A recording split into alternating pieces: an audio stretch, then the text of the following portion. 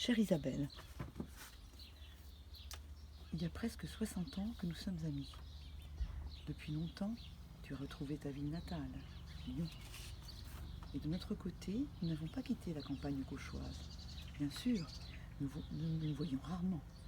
Mais chaque fois que tu m'appelles ou que je te lis, j'ai l'impression que nous nous sommes quittés la veille.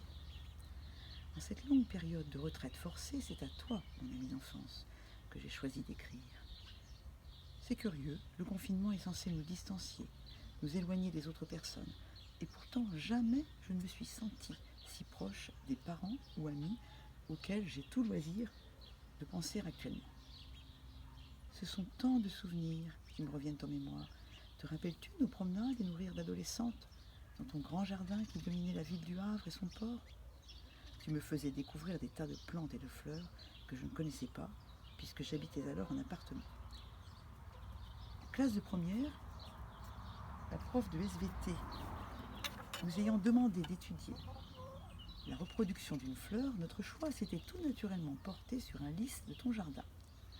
Et tout se terminait irrémédiablement par des éclats de rire à n'en plus finir. Heureuse époque, celle des 30 glorieuses, que l'on croirait à jamais révolue. Non, grâce au confinement, je l'ai enfin retrouvée, cette époque glorieuse, d'insouciance et de foi en l'avenir. Mon esprit peut gambader à loisir, parmi les moutons qui paissent devant notre jardin. Je peux ramper avec le petit peuple de la terre. Je peux voler avec les oiseaux dont j'entends distinctement le chant, puisque toutes les nuisances humaines, ou presque, ont disparu.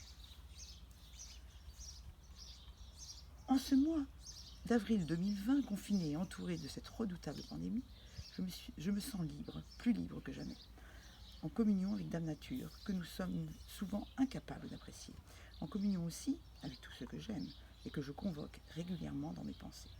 Je sais, chère Isabelle, que tu penses de même.